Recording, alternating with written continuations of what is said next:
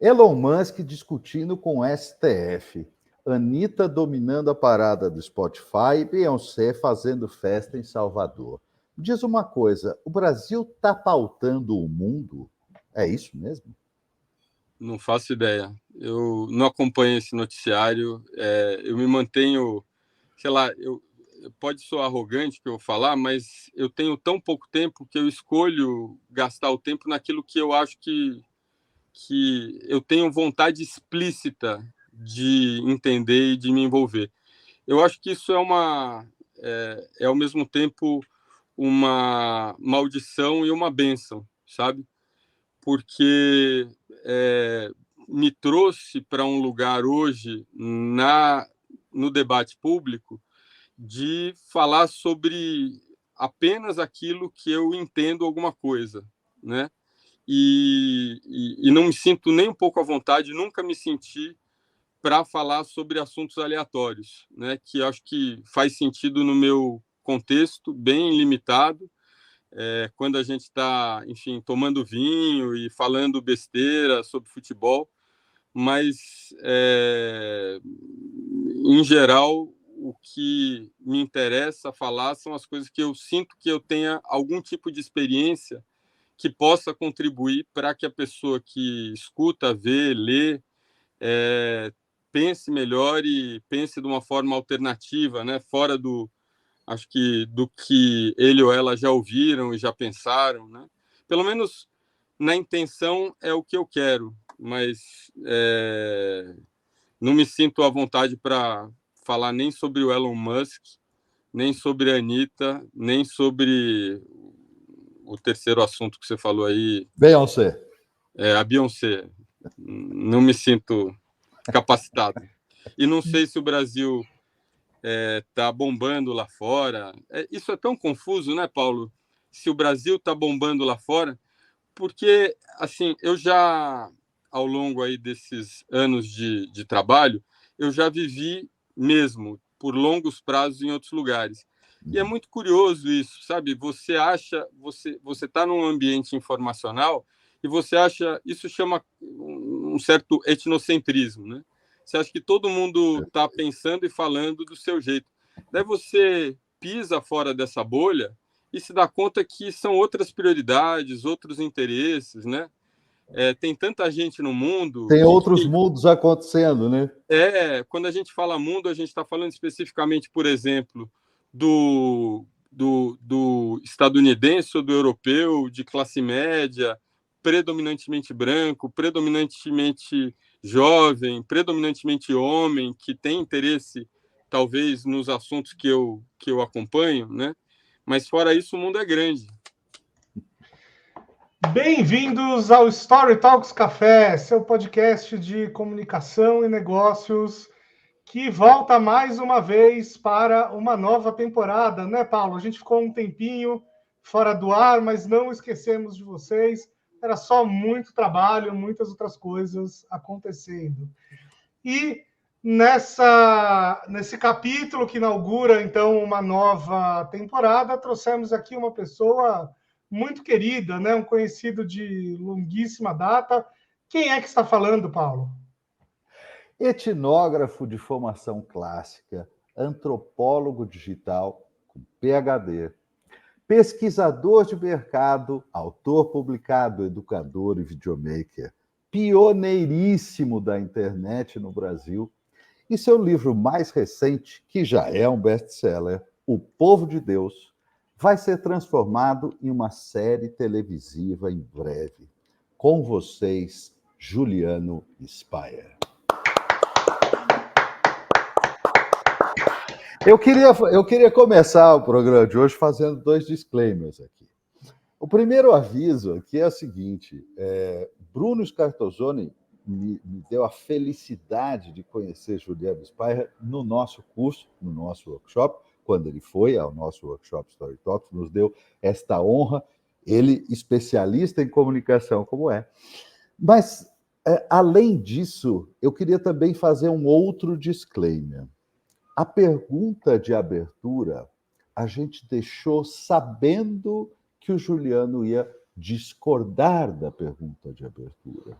Exatamente porque a nossa temática hoje vai discutir comunicação de um modo que vai tirar vocês da cadeira, vai tirar vocês da zona de conforto. Então, essa ideia de que todo mundo tem opinião foi a primeira que a gente começou a destruir aqui, que as pessoas precisam ter opinião sobre tudo, é uma visão muito diferente e me fez lembrar, Juliano, uma entrevista que o Jô Soares deu quando ele tinha acabado de se mudar para São Paulo. Ele tinha se mudado há pouquíssimo tempo para São Paulo, vindo do Rio de Janeiro, e ele, numa entrevista, disse: olha, outro dia toca o telefone lá em casa, eu atendo, e é uma pessoa de um veículo, um jornal famoso, que me pergunta o seguinte: Jô, qual é a melhor feijoada de São Paulo? Ele falou: minha filha, eu acabei de mudar para cá. E outra coisa, por que eu seria especialista em dizer qual é a melhor feijoada de São Paulo? É só porque eu sou gordo? Ora, que absurdo! Ele não respondeu. Então, me fez lembrar essa história sensacional, mas é um prazer. Muito obrigado por nos dar a honra da tua presença, Juliano. Muito obrigado. Obrigado pela apresentação generosa.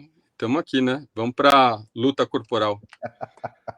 Ô, Juliano, então deixa eu te fazer uma pergunta bem simples. Você disse que você só lê e só se envolve com aquilo que você tem vontade explícita de se envolver. O que você tem vontade explícita de se envolver nesse momento? Boa. Eu tenho, assim, particularmente, eu tenho cada vez mais lido ficção, né?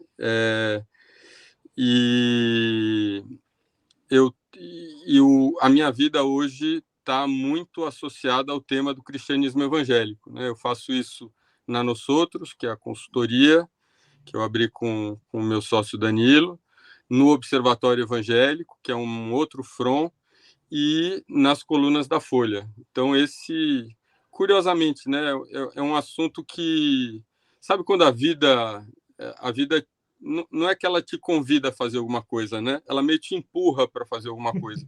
E aconteceu de um jeito muito inesperado, porque eu não tenho, de todas as pessoas que poderiam falar sobre religião, talvez eu fosse a menos capacitada, porque lá em casa a gente não gostava de religião, a gente desconfiava de religião, né?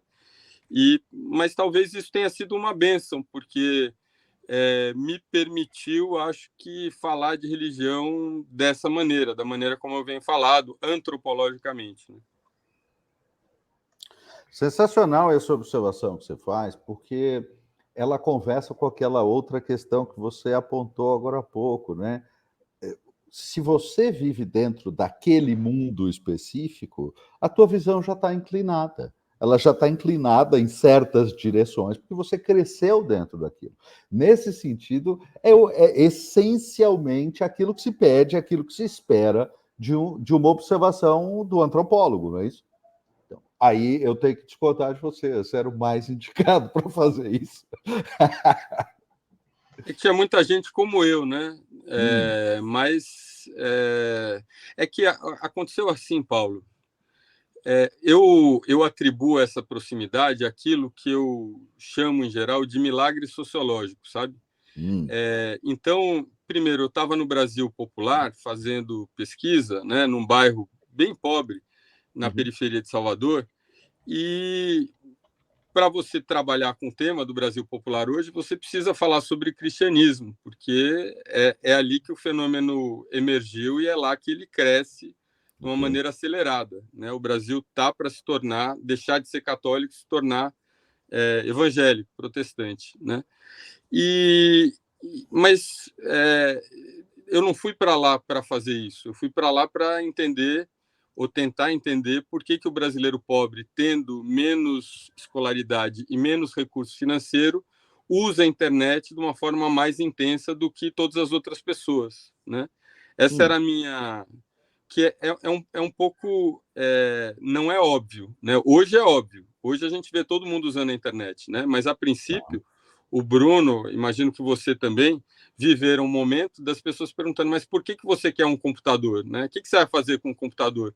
Ou por que você quer um celular? Por que você quer as pessoas ligando para você? E a internet no Brasil, e eu acho que a internet em geral, né? A internet emerge, né? Depois eu posso falar mais sobre isso, porque eu acho uma história relevante, né? De como ninguém inventou a internet. A internet é uma criação coletiva, né? Mas estando naquele lugar, nesse bairro, e estudando esse outro assunto, eu deveria estudar cristianismo, porque pelo menos um terço e provavelmente mais das pessoas que moravam lá eram evangélicas, né? Mas eu percebi num determinado momento que eu tinha muita facilidade para falar com homens, né? E muita dificuldade para falar com mulheres, né? No ambiente comum de rua, né?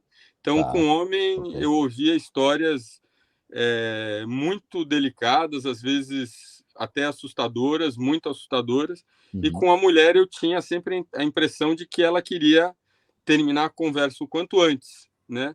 E é uma dinâmica estranha para mim, porque dentro do ambiente de classe média que a gente habita, não tem nenhum problema você ter uma conversa no meio da rua com alguém e que isso não seja considerado um flerte ou intenção nem nada, né? Uma outra pessoa ali.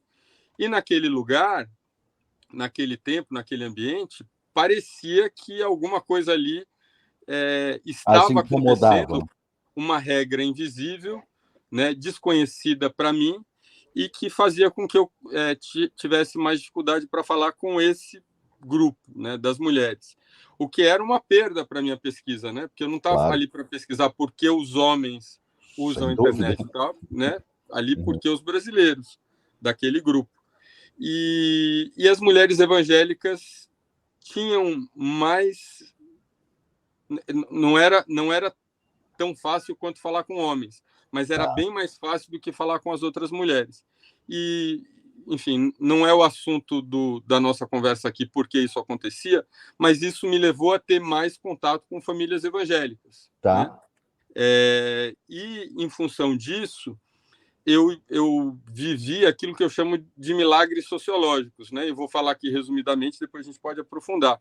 O primeiro é uma questão conhecida da violência doméstica relacionada ao consumo de álcool, que na casa de quem se converte deixa de existir nesse aspecto bastante preciso relacionado ao consumo do álcool, pelo motivo óbvio que o crente, para se tornar crente, para se converter, para ser batizado, ele precisa abdicar disso, né? Do cigarro, do álcool, da droga.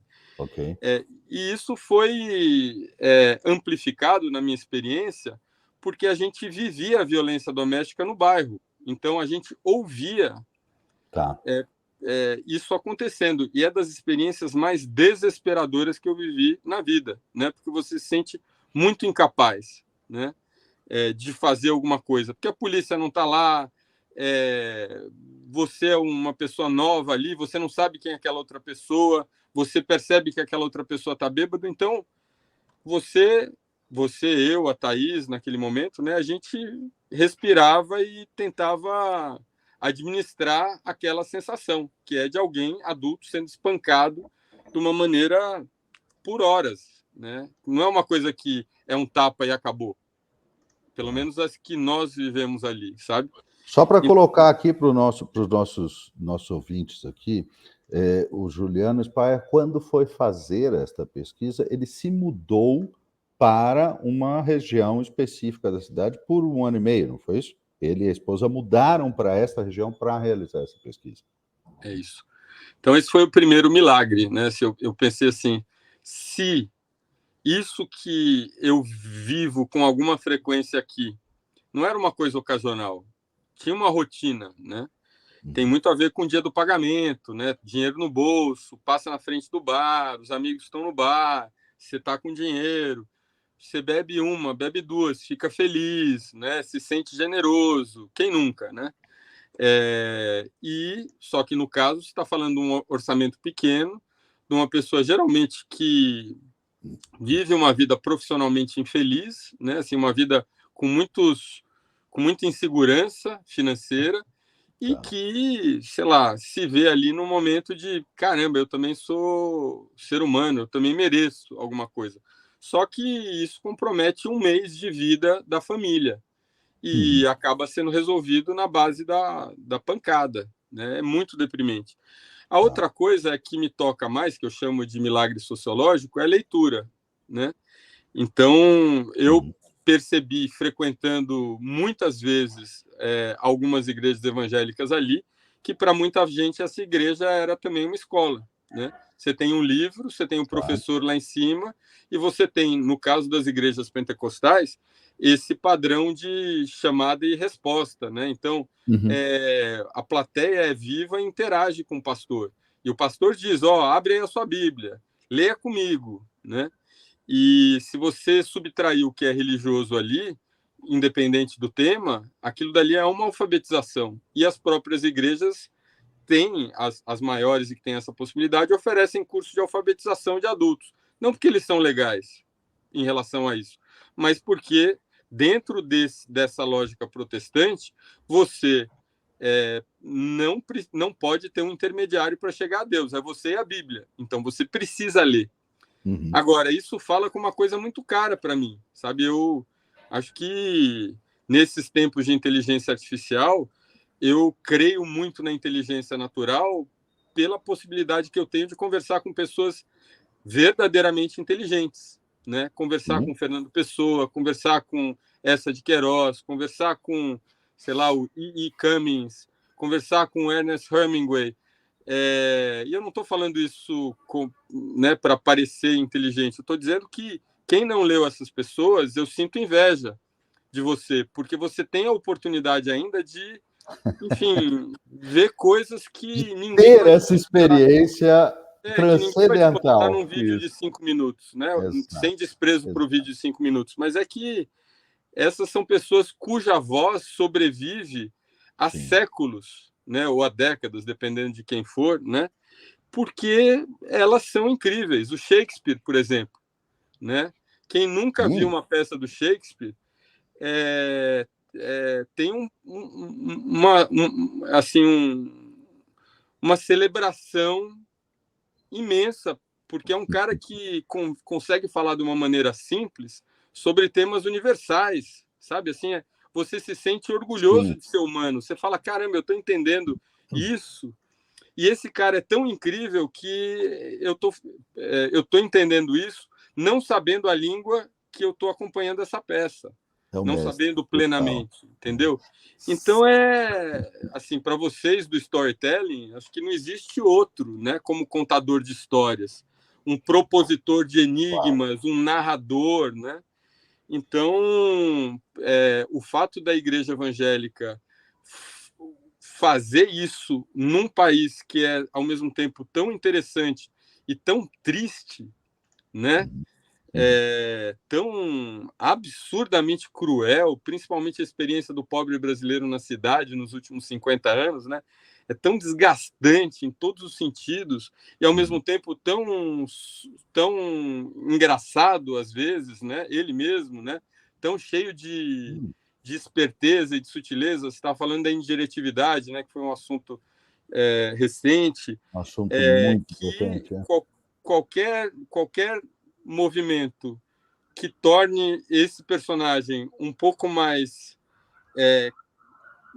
menos vulnerável me interessa via esse canal. Como é que a leitura, quer dizer, o prepara para utilizar a comunicação de uma maneira mais sofisticada, mais complexa?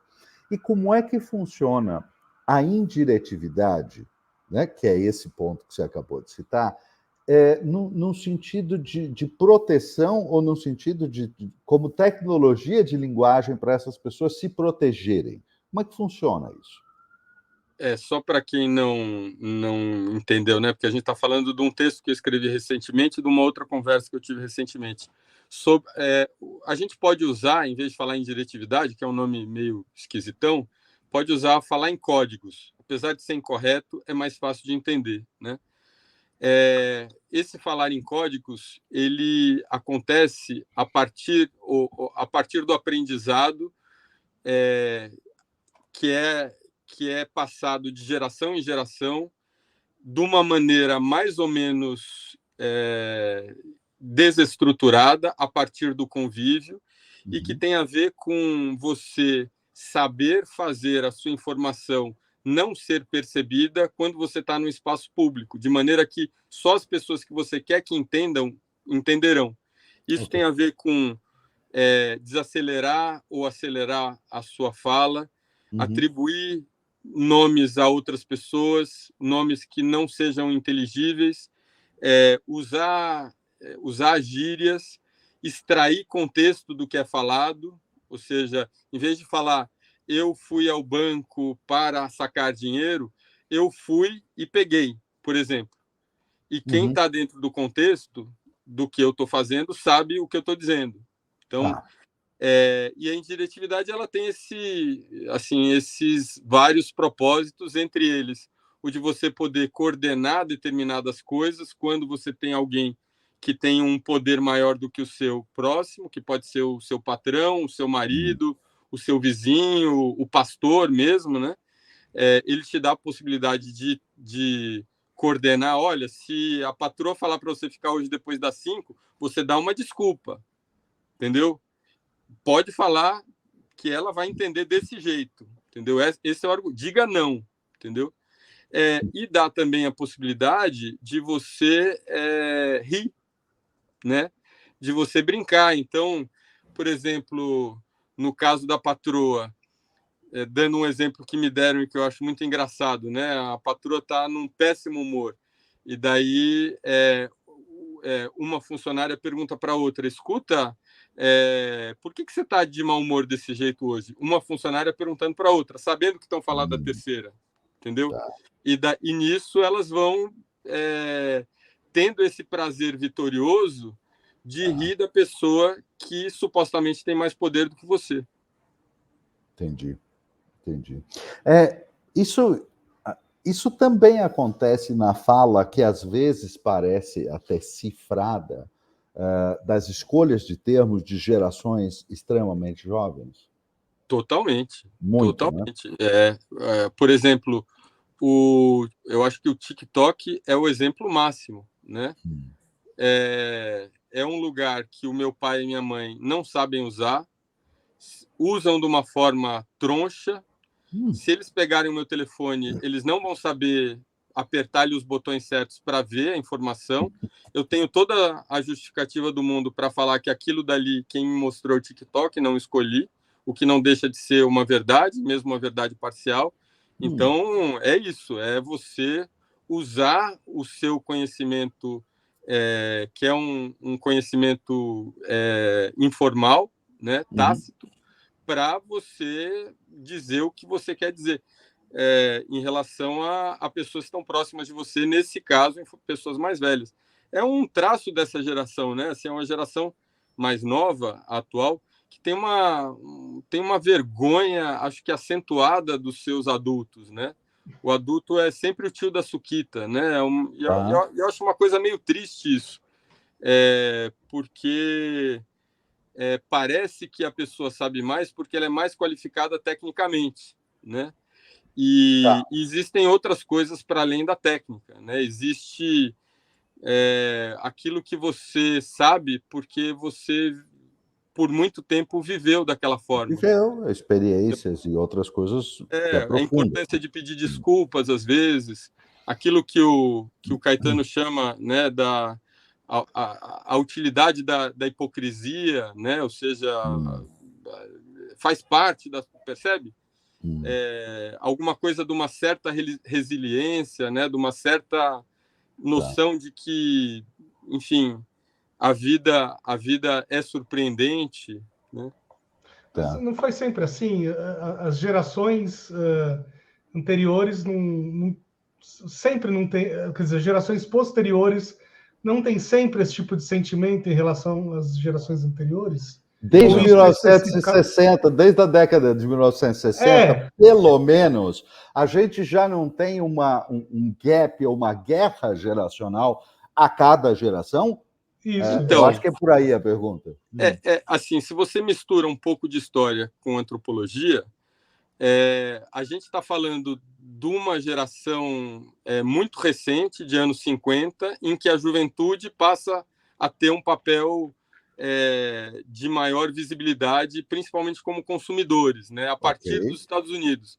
Então, a gente não está falando do mundo, a gente está falando da nossa tripinha, né? A gente está falando do nosso condomínio aqui. Essa é uma grande discussão de condomínio.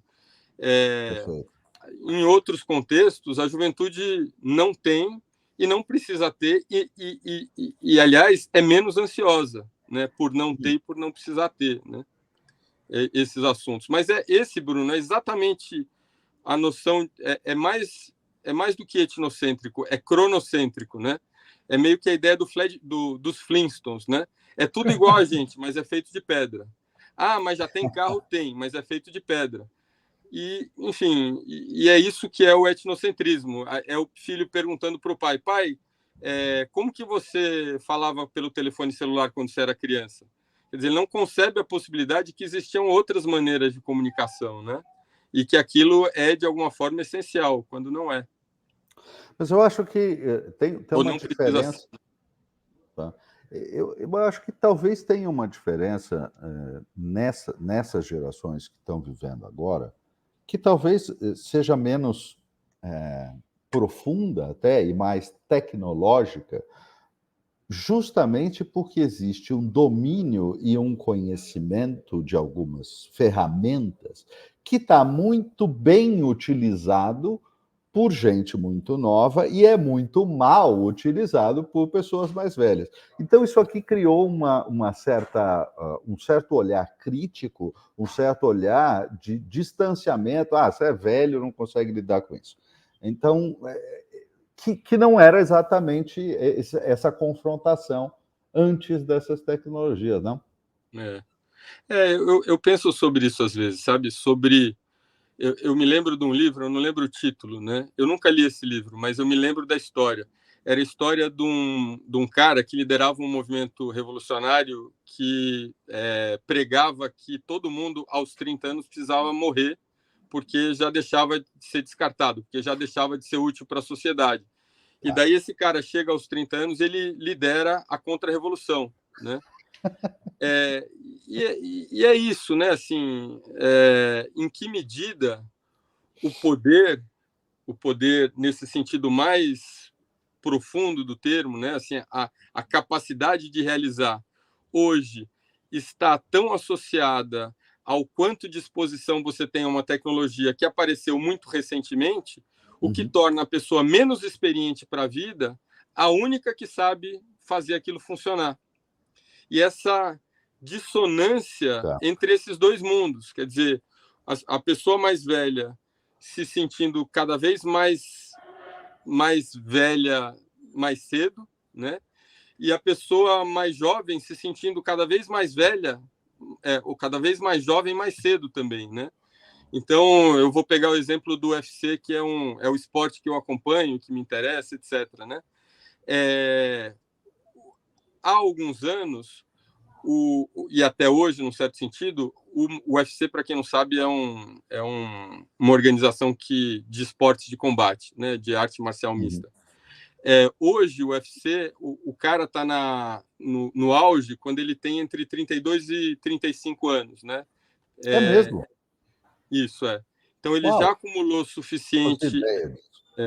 ele já acumulou experiência suficiente e ainda não tá machucado demais para atuar no auge da sua performance, né? Para ter performances excelentes. Mas eu acompanho esse esporte há não muitos anos, mas ele, assim, é incrível a velocidade como ele vem mudando, né? A princípio, a ideia original do Vale Tudo era trazer pessoas com tradições diferentes, né? De esporte de combate. Então, uma pessoa vinha do boxe, outra pessoa vinha do karatê, outra pessoa vinha do judô, etc. Né? A contraposição de escolas, né? Um pouco isso. Isso, E daí, o barato era ver qual era a melhor de todas, né? Qual era mais eficiente, qual era mais contundente, qual era mais letal, né? Eventualmente, e isso acontece muito em função, eu acho, do jiu-jitsu brasileiro, que em si já é uma arte marcial bastarda, entre aspas, falo com todo respeito, sabe? Mas é uma releitura brasileira de uma arte japonesa e muito pragmática essa leitura brasileira, né? Assim, muito aberta a situações de confronto real e cotidiano, né? Muito eficientes, incrivelmente eficientes. Naturalmente nascido no Brasil, né? No Rio de Janeiro, né? Assim, conflito incrível. Aberto cotidiano. Entendi. Uhum. Mas hoje a gente já não está na crista da onda. Hoje isso passou para os países ali satélite da Rússia, né? É ali que está eu acho que essa geração nova, principalmente, né? Mas ainda acontece e num determinado momento o jiu-jitsu parece ter sido um ponto focal em que as artes começam a se misturar ali. E a pessoa sabia um pouquinho da outra coisa. Então, a gente costuma dizer, você tem o combate em pé e o combate agarrado, né? São tradições diferentes. Você tem vários tipos de combate em pé e agarrado. E daí a pessoa fala, bom, eu sou bom de karatê, mas eu preciso saber um pouco de jiu-jitsu. E aprendi um pouco de jiu-jitsu.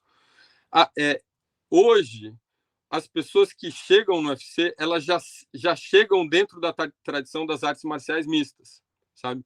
Elas já combatem nessa nova modalidade, né? E a gente está chegando no momento em que essa modalidade ela já está criando tradições novas de combate. Ou seja, o fato dessas pessoas estarem circunscritas num octógono entre pessoas de altíssima performance já faz com que o que aconteceu ontem já passa a ser tradição nos combates seguintes. Por exemplo, em 2018, eu não via, desculpa abrir mas é o exemplo que serve aqui, não é especificamente. Até 2018, eu via que as pessoas entravam para combater tendo o pé de apoio principal fixo. Ou seja, se você é canhoto, você é canhoto. Se você é destro, você é destro. Hoje, uma das grandes inovações é você confundir o adversário sendo ambidestro nesse sentido. Sendo capaz de defender e de atacar com as duas pernas e com os dois braços. Que não acontecia, sei lá, há poucos anos atrás. Então é isso que a gente está falando em relação à tecnologia. Você tem um uso tão intenso e tão acelerado de mudanças que essas pessoas elas acabam criando um gap entre elas que têm o conhecimento e as outras pessoas mais velhas que no final pagam a escola, pagam a educação, pagam o lanche, pagam tudo, né? E vira um confronto quase armado, né? Trágico de gerações, pô. Né? Assim, enfim. Nesse sentido, o que você tem observado em relação ao uso de inteligência artificial? Você acha que esse gap vai aumentar bruscamente aí? Então, você está me fazendo uma pergunta sobre um tema que eu não domino e que eu falo como acho que eu tenho a mesma... Usuário. Como usuário. Um usuário e nem um usuário... Assim, eu sou usuário. Isso me interessa muito e eu acompanho e experimento nisso. Mas como os meus interesses e a minha renda depende de outras coisas hoje que não é isso, eu não passo o dia inteiro usando. Como, por exemplo, o meu sobrinho faz, que é aluno de engenharia. Entendeu? Para ele, isso é uma segunda natureza. Entendeu? E ele é muito mais versado e capaz de falar sobre isso e falar sobre a diferença do ChatGPT 3.5 para o ChatGPT 4, que eu nem sonho em saber dizer, entendeu? Porque eles têm a possibilidade de falar. Agora, se isso vai, a pergunta do Bruno, né? Se isso vai aumentar essa desigualdade, uma desigualdade baseada em quem tem conhecimento e pode usar algumas coisas, eu tenho dúvida, sabe, Bruno? Porque a gente, se a lógica vencesse, pelo menos a nossa lógica, né? O brasileiro popular nunca teria usado a internet. O brasileiro popular ele é privilegiado pelo fato dele ter hoje a possibilidade de acompanhar influenciadores financeiros e aprender a usar criptomoedas, ou ele é desprivilegiado porque ele não tem o equipamento ideal e não foi estudar engenharia numa universidade pública. Percebe? Eu acho ainda que o gap maior... As duas coisas são verdadeiras, na verdade, né? Então, mas é que eu acho que o gap maior é o gap da universidade. Eu acho que muito mais do que o ChatGPT é a universidade que... E não é só a universidade em sala de aula. É a universidade o tempo disponível para. Você não precisa fazer nenhuma outra coisa além de ficar mexendo no seu celular e fazendo as disciplinas, porque todo o resto da sua vida está garantido por uma outra pessoa, entendeu? Então, se todo mundo tivesse partindo da mesma linha de largada, é possível que o ChatGPT a gente pudesse medir qual que é a consequência dele no panorama da desigualdade. Dado como está, eu ainda, e por isso eu fico emocionado quando eu falo do que a igreja faz para a alfabetização das pessoas. Porque, para mim, é aí, sabe? É aí que está. É a capacidade de ler e de escrever e de interpretar conteúdo em texto. Que eu acho que não existe ginástica mental mais foda do que ler um livro bom, sabe? Porque isso não é natural, sabe? Eu não sei se é uma aberração, mas eu me lembro de aprender a escrever, talvez porque eu demorei para aprender, eu tinha uma certa desatenção e eu achava aquilo muito monótono. Acho que todo mundo acha monótono, né? Mas B com A, fala de novo, o que é B mesmo, sabe? B com L, pode B com L, não era só vogal e consoante, agora, sabe, essa quantidade de regras era uma coisa que eu tinha dificuldade de dominar.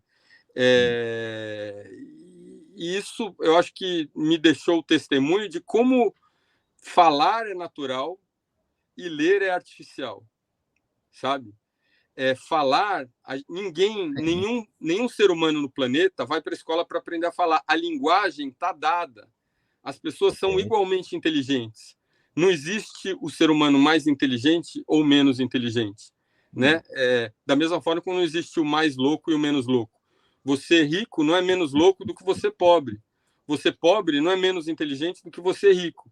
O cérebro está aí e ele é uma loteria, né? Assim, algumas pessoas recebem mais, outras recebem menos, independente da classe social, da cultura, da etnia, etc. Claro.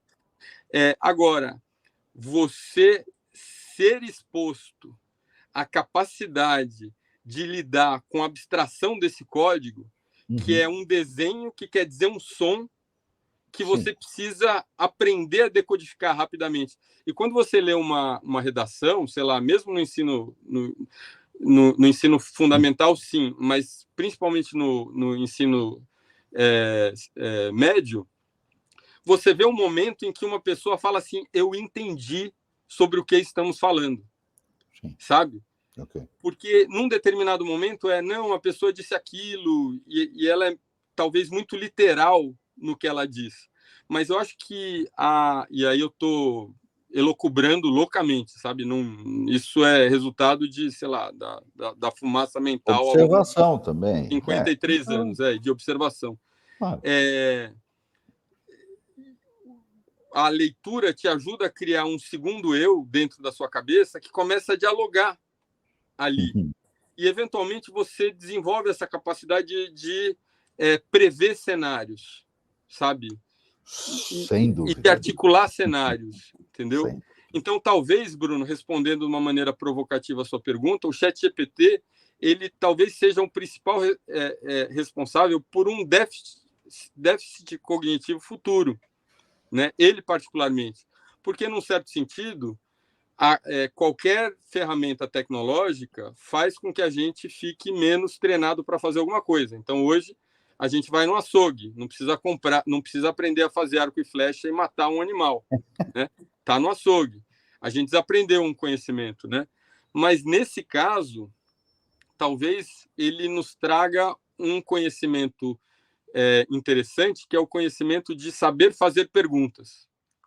Quem usa o ChatGPT por preguiça, né, eu acho que está fadado a ser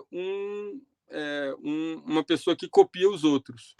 Quem usa o ChatGPT para aperfeiçoar as suas perguntas, aí sim esse cara eu acho que está caminhando numa direção interessante, né? Olha só, e sobre isso que você estava falando, né, sobre, por exemplo, as classes mais pobres brasileiras terem adotado, né, a tecnologia de um jeito que talvez a gente não prevesse, né, talvez não fosse tão óbvio. Tem até uma história engraçada sobre isso, que, enfim, eu tenho um filho agora de 2 anos e meio, nem sei se você sabia, né, Não sabia. a Parabéns. gente nos fala faz um tempinho, e a babá dele, uma pessoa maravilhosa e tal, a Aninha, e a Ana vem de uma classe mais baixa, obviamente. Outro dia eu estava falando com ela no WhatsApp, e de repente eu vejo ali um ícone, um avatar dela da Pixar, né, feito por uma inteligência artificial. E aí eu perguntei para ela, nossa, de onde você tirou isso e tal, né? E aí ela explicou, eu não sei fazer, mas conheço um sobrinho que sabe, não sei o que e tal, e aí ele fez para mim, eu achei super legal. E aí, assim, pô, com 50 e poucos anos, que é o que minha babá tem, quer dizer, a babá do meu filho tem, ela já está usando inteligência artificial, e um monte de gente rica com 50 anos não está, nem diretamente, né? Não faz ideia do que se trata. Então, é bem interessante. Agora, falando aí com nossos ouvintes, vejam só, a gente passou de evangélico para Shakespeare, foi para UFC e terminamos em linguagem. Conversar com o Juliano Speyer é sempre uma grande aventura. A gente nunca sabe onde vai dar, e isso é incrível. Juliano, por favor, continue sempre assim, porque as conversas com você são muito interessantes.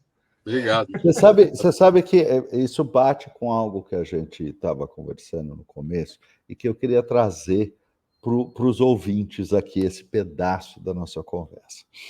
Que a gente estava conversando aqui antes de entrar no ar, e você estava falando, eu tenho um amigo jornalista que ele fala, eu sei exatamente o que é que o fulano vai escrever, o que o cicrano vai escrever, porque é previsível demais. Eu tenho esta sensação há muito tempo, principalmente com reportagens televisivas que ainda sofrem de um outro problema, de serem muito curtas, então a variação daquilo que vai ser dito é limitada por N fatores. E aí você vê sempre a mesma pergunta acontecendo o tempo todo. Essa piada começou na cobertura de carnaval, né? Tá bom o baile, tá bom, não sei o quê.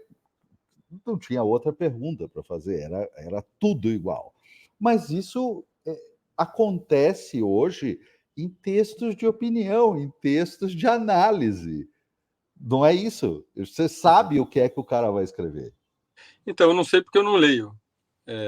Não, eu digo, mas é o comentário. Não me orgulho disso, não me orgulho disso. Tá. Eu acho que existe muito, sei lá, muita utilidade no jornalismo, principalmente considerando a dificuldade que a nossa academia tem de falar com pessoas que não são especialistas. Então, o jornalista cobre ou cumpre uma função fundamental de explicar, enfim, agora a gente está tendo o ChatGPT, o que é o ChatGPT? Que provavelmente essa informação não viria da universidade, enfim, por motivos alheios. Não tô.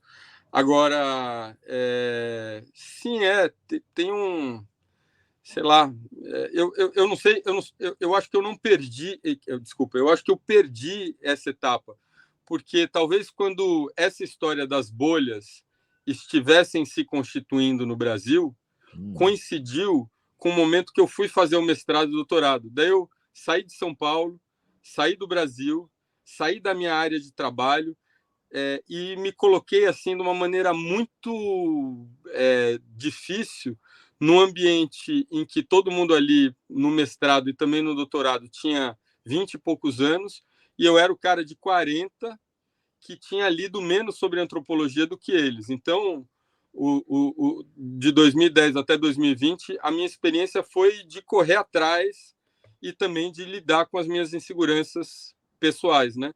Então, sei lá, eu não tenho nada a comentar sobre essa história das pessoas que escrevem, enfim, e requentam aquilo que elas falam, né? Mas, enfim, acho que para mim seria a coisa mais cruel de todas, sabe? Se eu vou gastar um tempo para dizer alguma coisa para tanta pessoa, tanta gente, eu espero ser convincente, original e pelo menos sincero o suficiente para que isso ecoe, reverbere, entendeu? Porque eu não sou conhecido, né? Eu era Mais um ou menos, historiador. né, Júlia? Hoje em dia, mais ou menos. Gente, eu tenho... Não é falsa modéstia mesmo. Eu era historiador, trabalhei como professor de história, daí eu entrei na indústria da internet. Na hora que eu fiz meu nome na internet, eu mudei para antropologia, sabe? Considerando, acho que o tempo de casa que eu tenho na internet, eu poderia ter centenas ou dezenas de milhares de seguidores em qualquer rede social, sabe? Mas se a gente... essa é uma métrica da fama, né? Certo, É uma métrica real, pô. Você tem alguns muita dos gente... alguns dos lugares e programas nos quais você foi entrevistado, o nosso é um programa que tem gente muito incrível falando aqui, para nossa sorte, mas é um programa com um alcance menor. Mas você deu entrevista em alguns programas que são bastante relevantes e tem uma audiência bastante grande. É isso que eu estava brincando com esse aspecto. Acho que eu sou um animal esquisito. Mas aí eu queria te fazer uma pergunta exatamente sobre isso. O que, na sua visão, te faz esta pessoa que você qualificou agora como animal esquisito, te faz essa pessoa que aparentemente, do meu ponto de observação aqui, ouvindo o que você está me contando, é essencialmente uma pessoa que ignora totalmente a zona de conforto. Qual é a próxima coisa, o próximo lugar, o próximo desafio? Como é que é isso? De onde vem essa vontade de ir o tempo todo para fora da zona de conforto? Por muito tempo eu acreditei que tinha coisa a ver com astrologia, porque eu sou aquariano, né? Mas eu acho que isso é só uma desculpa. Sei lá, cada um tem um jeito de explicar, né? Você pode falar da criação, você pode falar do momento, você pode falar da universidade, você pode falar de aspectos, sei lá... Mas é um amor pela descoberta, é isso que... Porque eu sinto isso em você. É isso que você sente em você? Olha, uma vez eu ouvi de um amigo muito querido, que é um psicólogo, Zé Ernesto Bolonha, ele disse que o ser é essencialmente alegre, curioso e um terceiro que eu não lembro. Eu não sei se eu sou alegre, mas curioso essencialmente. Sempre fui, para o bem e para o mal, entendeu?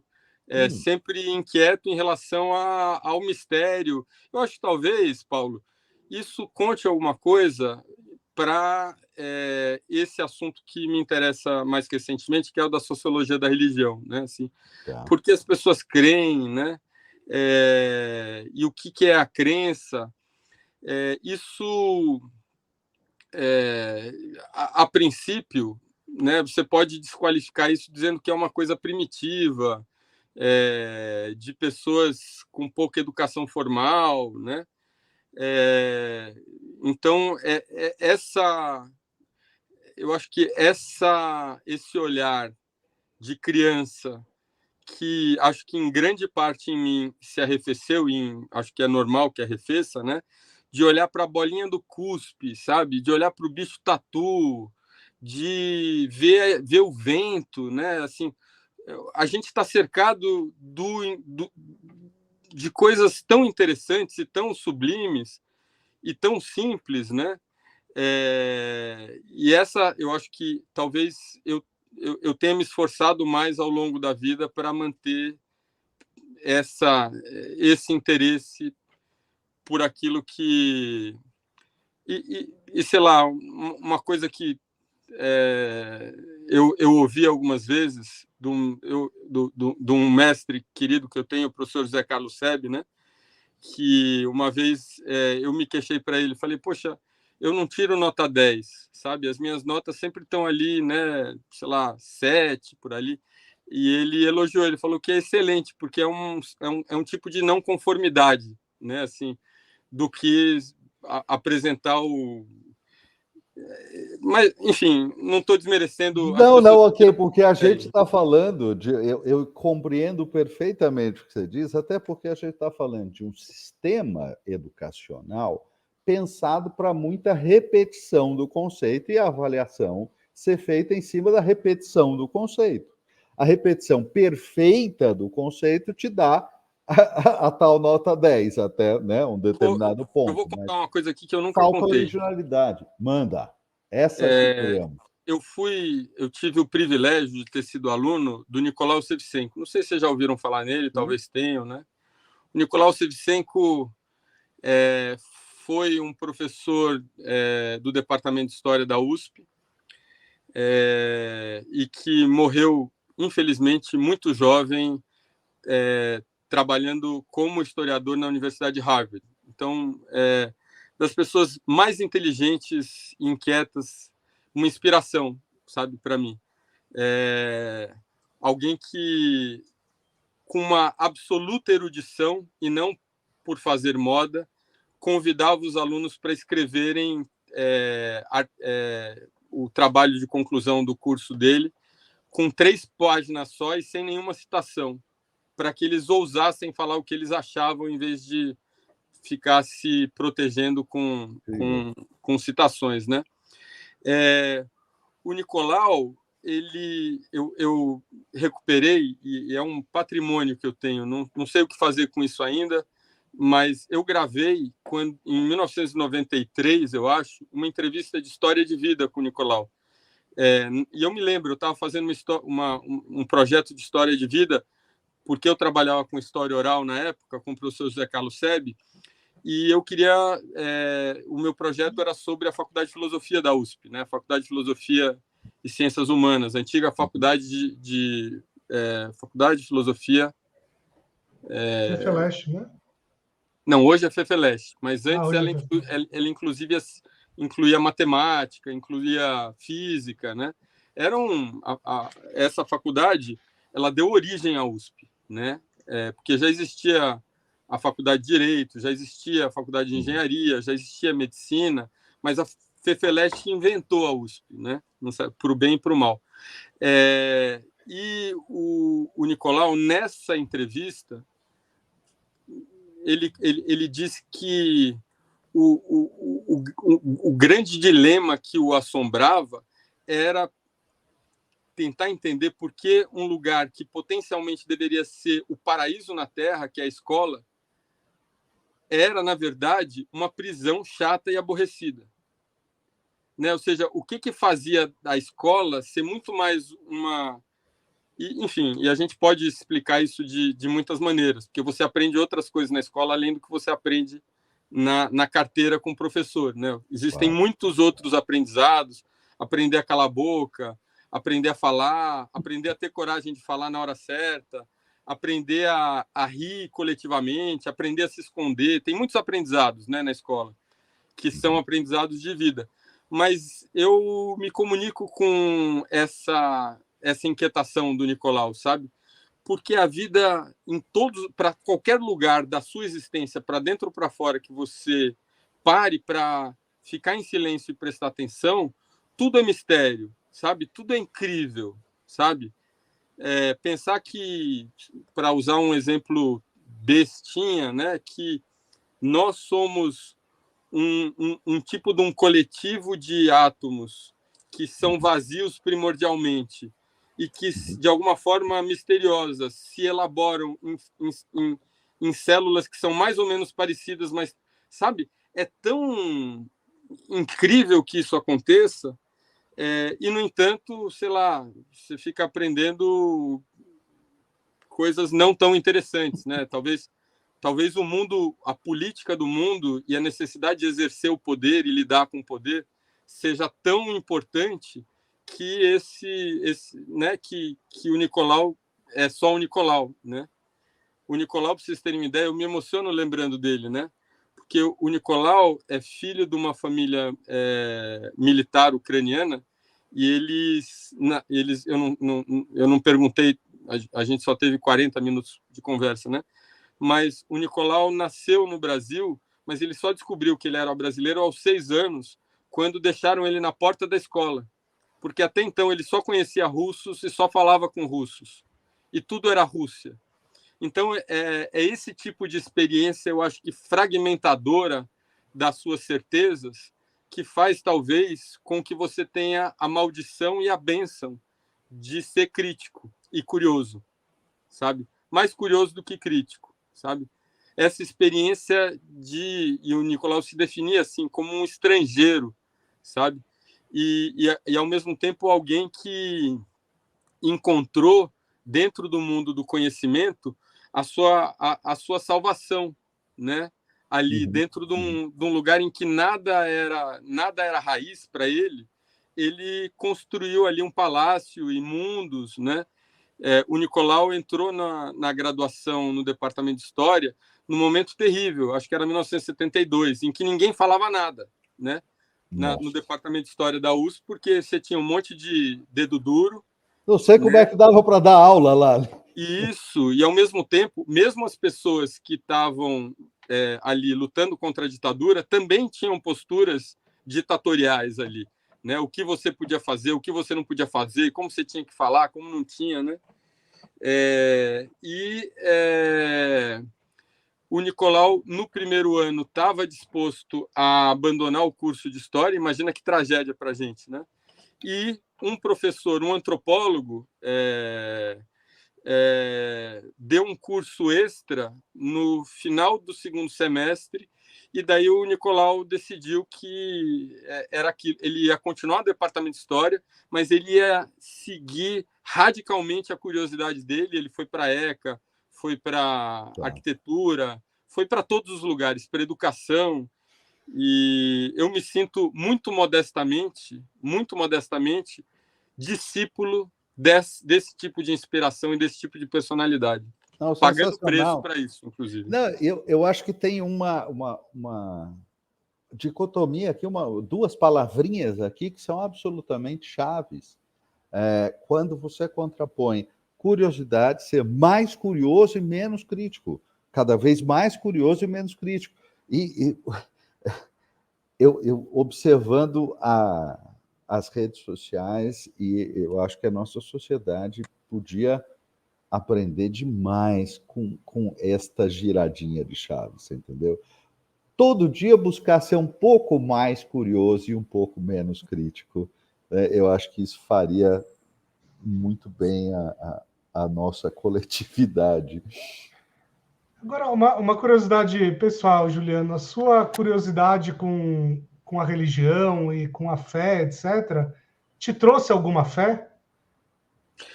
Na verdade, eu nunca não tive fé, curiosamente, né? E eu vou ser mais específico aí. Eu nunca... eu tenho lembranças infantis disso, né? Eu nunca vi o mundo como apenas aquilo que aparece aos olhos, sabe? Em nenhum momento.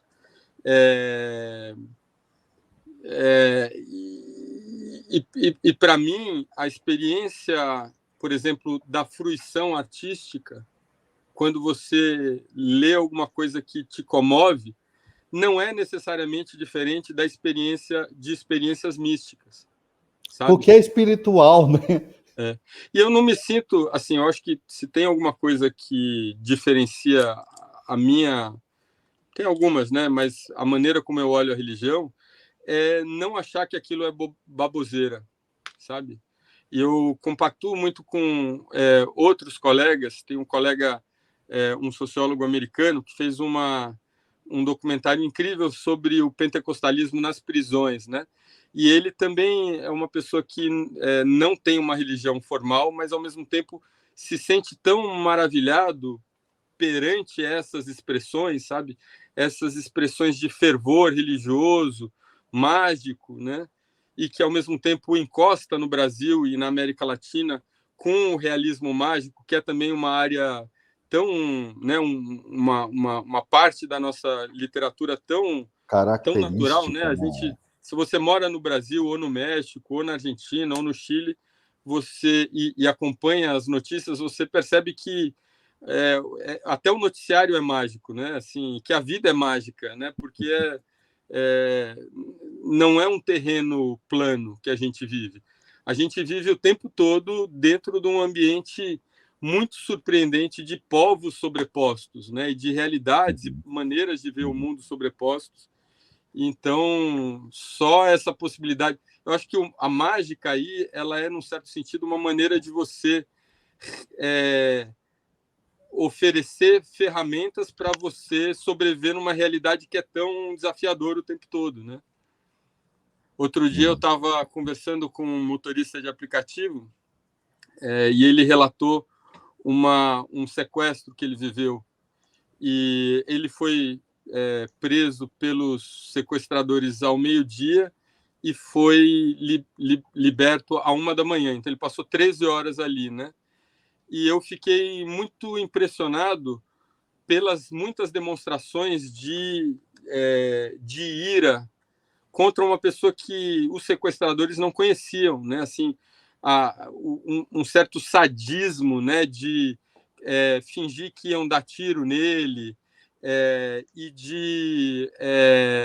e essa raiva original, assim, que a gente vê muito no ethos da polícia em relação ao crime, no ethos do crime em relação à polícia, né? Assim, essa visão do outro como uma aberração da natureza que você não deve nem ouvir, né? E eu estava conversando com o Gabriel Feltran, que é, eu acho, o principal especialista nesse assunto, né, da violência relacionada a crime no Brasil e uma estrela no mundo, né, trabalhando. E a antropologia oferece essa possibilidade, né? Oferece esse tipo para conectar com o que o Bruno estava falando e com o que a gente estava falando sobre o maravilhoso e a descoberta, né? Ela nos dá essa possibilidade de viver essa outra vida, né? É esse pensamento mágico que fica o tempo todo, eu acho que conectando com o que vocês falam, recriando histórias, né? Assim, é um cenário em que as coisas flutuam, né? E que você toda hora encontra ou com frequência você pode, ou seja, é só você andar 20 quilômetros de qualquer centro, de qualquer cidade brasileira, para qualquer direção, e você está em outro mundo. Sim. Né? Total. Enfim. Não sei se eu... Bom, não, e agora deixa eu trazer essa transcendência toda que você trouxe no assunto, né? E aí te perguntar o seguinte: como é que aconteceu esse encontro aí do teu livro estar sendo agora adaptado para uma minissérie? Eu não sei o quanto você pode falar disso, a gente gostaria de falar disso, aí depende do que você possa. Na verdade, está pronto já, né? Legal. Isso é conhecido. A Rede Globo fez uma minissérie. Eu estou falando isso porque é noticiado, então a gente pode, né? Legal. Eles compraram os direitos do Povo de Deus para a realização enfim, do que eles quiserem dentro dessas áreas. A Mariana Jasper, que é a diretora, ela viu isso de uma maneira assim, é incrível como algumas pessoas notaram o meu livro antes de qualquer coisa, né? E a Mariana Jasper foi uma dessas pessoas. É uma diretora jovem, muito sensível, e ela lá atrás falou: eu quero fazer alguma coisa com isso, né? Então a série está pronta. Na verdade, ela foi filmada no ano passado. Ela tem um elemento de entrevistas e ela tem um elemento de reportagem, uma reportagem sociológica, né? Uma reportagem um pouco mais ambiciosa intelectualmente, né? Sem perder o contato com uma audiência, né? Não é um produto para especialista. Sim. E ele está, um passarinho me contou, ele está para estrear na Globoplay nas próximas semanas, se Deus quiser. Estou muito curioso, não assisti ainda. e, eventualmente, na TV aberta, se tudo der certo. Estou torcendo muito. Sensacional, e eu acho que, tendo ouvido você falar sobre o seu livro várias vezes, eu tenho a sensação de que isto vai multiplicar um dos efeitos que você desejava justamente que o seu livro tivesse, de jogar a luz por aquele subtítulo, porque isso importa, né? Porque os evangélicos importam nessa sociedade. Isso, como é que você está vendo essa expansão Olha, assim, enorme, né? Que é potencialmente enorme. Eu acho que isso estava no ar, né? Assim, antes de eu começar a trabalhar, a Ana Virgínia, por exemplo, para dar um exemplo, né, na Folha, já estava se caminhando. Ela lança um livro, aliás, esse mês, acho que no dia 23 de abril, sobre evangélicos com essa visão também, não da religião, mas das consequências dessa tradição religiosa para a sociedade, né? Já estava trabalhando também. O meu livro, O Povo de Deus, ele é um casamento que eu acho que foi feliz da minha experiência de campo estudando outra coisa, com muitas experiências com evangélicos, com uma literatura profundamente amadurecida no Brasil, inclusive, sobre esse tema, né? Então, mas o que a gente tem visto recentemente eu acho que eu acho que até uma certa vergonha própria, né? A gente fala de vergonha alheia, mas vergonha própria. O Danilo, meu sócio, quando ele leu O Povo de Deus, ele reclamou comigo depois, né? Ele falou: eu nunca mais consegui rir de uma piada sobre evangélico, né? Me sentindo culpado em relação a isso. Eu acho que esse é um efeito, num certo sentido, né? Ou seja, as pautas estão mais interessantes, a gente vê aí uma oferta mais de conteúdo que vai além do evangélico coitadinho versus o evangélico manipulador, né? As coisas estão acontecendo. Falando nesse assunto, né, um desdobramento dessa maturidade é o lançamento da série que estreou ontem na GNT, chamada Evangélicos, que eu tive a felicidade de participar como consultor, e uma série tão delicada, sabe? É uma série do Alberto Renaud, documentarista, que também ele se identifica como artista, né? Eu acho que isso diz muito, porque ele poderia ser um documentarista sociólogo ou um documentarista jornalista, né? Mas ele chega para esse assunto como um artista, inclusive pela preocupação estética, né? Ou seja, eu quero contar histórias, eu quero que as pessoas se encantem pelo aquilo que eu vou mostrar, né? E ao mesmo tempo um homem gay ateu, né? Que tem a modéstia de tratar de um tema não só que ele não conhece, como um tema que é muito delicado no contexto em que ele vive, em que nós vivemos, né? Da esquerda progressista. Que pode ter situações espinhosas para ele ali, né? Então, muito corajoso da parte dele se dedicar a esse tema e fazer isso não tocando as trombetas do apocalipse, né, dizendo que tudo acabou e apontando o dedo. Ao contrário, ele chegou para esse projeto dizendo: eu quero fazer uma série documental sobre evangélicos, mas poderia ser sobre qualquer outra religião. Poderia ser sobre o candomblé, poderia ser sobre o budismo, poderia ser sobre o catolicismo. E isso trouxe uma suavidade para o tema, sabe? Então, ele foi sociológico sem ser, e ele foi político sem ser, né? E eu vou explicar o que isso quer dizer. Quem assiste a série vai ter uma das impressões o tempo todo coçar a cabeça e falar assim: não, mas isso pode, sendo evangélico? Ou seja, pode ser evangélico e ser uma professora universitária que trabalha no campo da sustentabilidade e ser profundamente evangélica? É possível você ser evangélico fora do contexto, sendo um homem preto, pobre, fora do contexto pentecostal, numa igreja que está muito ligada à igreja pentecostal dos Estados Unidos, aquela igreja da música, né? de onde veio a Aretha Franklin, todo mundo. Ou seja, o tempo todo você está vendo uma imagem que não é exatamente a do evangélico, que você acha que conhece, e também não totalmente estranha àquele evangélico. Então, nesse sentido, ele é sociológico sem ser. Não tem ninguém explicando, não tem eu falando nada, nem um especialista, né? E ela é política sem ser por causa disso, porque ela não deixa de tratar sobre todos esses assuntos, que são assuntos políticos, né?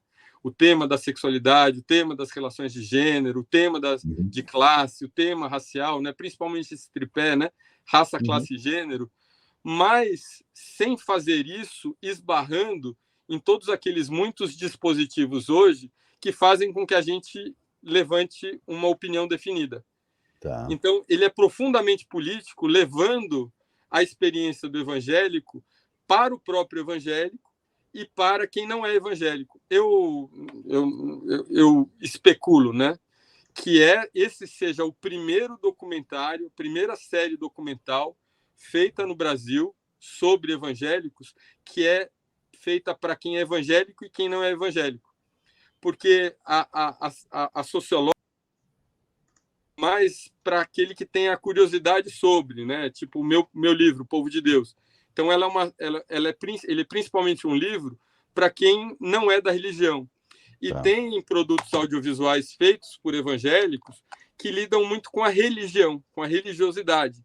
E a série do Alberto, que chama Evangélicos, ela é bivolt nesse sentido, sabe? Faz uma certa ponte nesse sentido. Ela é interessante para quem tem a curiosidade sociológica e ela é interessante para o evangélico que tem a curiosidade de ver outros seus, mas que não são os seus tratados como animais raros. Eles são simplesmente o produto desse contexto, dessa tapeçaria tão rica, colorida, que é a do cristianismo evangélico no Brasil. Manda, Bruno. Então, isso às vezes acontece aqui no programa, né? Eu e o Paulo, a gente se embanana. Mas eu tenho algumas curiosidades com você, Juliano, que eu sempre quis te perguntar e, enfim... E você escolheu um lugar público que está todo mundo vendo para perguntar, né? Vou escolher um lugar público, Como é que é ter uma coluna fixa na Folha? Porque, assim, tem uma pressão, né? Tem um deadline para você escrever. Eu não sei exatamente qual dia que você escreve, mas às vezes você se sente sem assunto, às vezes você acha que... Como é que é isso? Como é que é esse desafio? Nunca me senti sem assunto, mas é que eu lido isso com... Eu trato isso assim com uma... Eu dou uma importância para isso, sabe? O fato de existir uma plataforma que é historicamente relevante, né, no país. Ame ou odeie, a Folha é um jornal importante no contexto do Brasil, né, um jornal nacional, lido nacionalmente, e se não for o mais importante, é certamente um deles, né, a gente pode pensar em 2 ou 3. Então, eu lido com isso assim, religiosamente, sabe? Com os dois aspectos, com o aspecto da disciplina da religião e com o aspecto da alma de criança da religião, sabe? Que trata isso com uma seriedade que é uma seriedade que não é do cálculo matemático, sabe? Então, para ser mais exato, eu tenho um ritual que eu venho criando ao longo desse processo, né, que passa por pensar em assuntos a partir da terça-feira, que é o dia que a coluna sai no jornal, né, e começar a assuntar com pessoas a partir da quarta, quinta-feira, né, porque eu realmente não me sinto capaz de opinar sobre nada que eu ache relevante, entendeu? Eu preciso ouvir outras pessoas que eu considero que estão melhor posicionadas para fazer isso. Não para fazer reportagem com elas, mas para pensar juntos, né? E daí, no sábado, que é o dia que eu tenho para trabalhar, eu sento e transformo isso em alguma coisa. Mas, felizmente, sei lá, nunca surgiu a oportunidade de eu não ter o que falar Eu acho que porque eu tenho essa preocupação, sabe? É uma responsabilidade, não é uma coisa que eu faço no automático. Uhum. Aí tem uma disciplina, uma coisa toda colocada. Eu queria perguntar uma coisa aqui para você, Juliano, que se conecta com algo que você disse lá no início, que é o crescimento demográfico, né, dos evangélicos perante a população brasileira, que já se sabe, é uma questão estatística, que isto vai se tornar a maioria em algum momento. E, veja, pouca gente está tão bem posicionado para responder, imagino eu, esta pergunta que eu vou te fazer. Eu acho que, na verdade, antes de você fazer a pergunta, eu acho que pouca gente está posicionada para ouvir a resposta que eu posso vir a dar sobre isso. Na verdade, concordo. Né? Porque enfim, a realidade ela é às vezes mais ousada do que a ficção. Uhum. Conforme isto acontece, né? Ou seja, o aspecto demográfico se torna dominante e a gente passa, porque a gente acostumou-se ao longo das décadas a viver num país que tinha certas ideias, aonde, dentre as quais a religião era um pilar fundamental, e não era a religião do cristianismo evangélico, e sim a católica. Então, existe, obviamente, uma modificação, uma mudança no horizonte, conforme essa demografia muda. O que é que isto vai mudar? Eu sei que tem uma dose, obviamente, de aposta, de futurismo, mas o cacife para esta aposta é seu. O que é o Brasil após essa mudança, e para onde isso vai? Olha, eu sinto que, e sinto isso também comparando com outras pessoas que trabalham, pesquisam, né? Não é uma surpresa, eu acho que para muita gente, ouvir que essa franjinha de terra que começa ou termina na Vila Madalena, começa e termina no Leblon, ela é uma aberração, sabe? E eu falo como um habitante desse planeta. Naquela série Stranger Things, eles têm essa história do... Como que chama o outro mundo? O mundo invertido, não é? O mundo invertido, eu acho que essa é uma metáfora excelente para mostrar isso, porque as pessoas que estão no Brasil em posição de decidir para onde o país vai, no comércio, na indústria, na educação, na ciência, no governo, no terceiro setor, são pessoas que geralmente vêm de um contexto de um catolicismo cultural que já não frequenta mais igreja há muito tempo, e que se desprendeu da religião, da sua lógica, né, da sua própria racionalidade, né, e que, portanto, navegam às cegas num país que é predominantemente conservador, de alto a baixo, né, em termos de costumes, e que é profundamente religioso. Então, esse mundo invertido que a gente habita, ele, num certo sentido, está sendo esmagado. Né? Eu acho que o bolsonarismo talvez seja, e entrando numa praia que realmente não é a minha, eu não me sinto confortável para falar sobre, mas ele está se impondo, né? Esse brasileiro médio, pobre, que busca essa ascensão socioeconômica, que acredita no mistério e no misterioso, ao mesmo tempo que mistura isso com coaching, né? Essas pessoas são o país que a gente está vendo nascer, sabe? Então, sei lá, o povo de Deus é um pouco de um, sei lá, de um sinalizador para que a gente possa aprender a falar sobre isso antes da gente ser engolido por isso, né? E parar de radicalizar o debate, sabe? Se bem que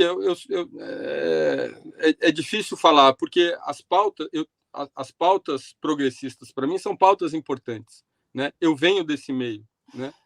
Então, Pois é, como é que para de radicalizar o debate quando tem uma certa oposição fundamental de ideias? Porque, e aí eu não estou nem falando de defender nenhuma polarização ou defender nenhum discurso de ódio de maneira alguma. Mas, de um lado, você tem pessoas com toda uma formação fundamental que defende certas coisas, e, de outro lado, pessoas com uma formação fundamental que defendem exatamente o oposto. então, Paulo, Onde é que se encontra essa gente? Eu tenho uma resposta, essa sim eu posso falar da raiz da minha experiência. E eu nem considero isso opinião, eu considero isso como um entendimento sobre, sabe? O trabalho do antropólogo, ele é muito difícil, sabe? Ele é muito divertido. Esse trabalho clássico do antropólogo, né? Ou seja, você vai para um lugar muito diferente do que você está acostumado a viver, você não tem nenhum amigo naquele lugar, você fala de uma maneira desastrada, né? Ou seja, em várias situações eu poderia ter morrido durante a minha pesquisa por ter pisado onde não devia, não sabendo, né? Com certeza, certamente, eu vejo isso com clareza, sabe? Ele é deprimente, porque viver sem essa infraestrutura de apoio emocional, sem poder conversar com as pessoas que você está acostumado a... Sabe? É muito cansativo, sabe? É um desterro, né? É um desterro, que eu acho que eu estou um pouco acostumado, enfim, por aquela conversa que a gente teve sobre o Nicolau e sobre um certo modo de ser estrangeiro, né? Mas que ainda assim é muito cansativo. Então, Paulo, quando a gente sai do reino das ideias, sabe? Em que as coisas vivem ali, planam dentro de uma lógica própria delas, e a gente olha as pessoas nos olhos, sabe? O monstro é menos monstro.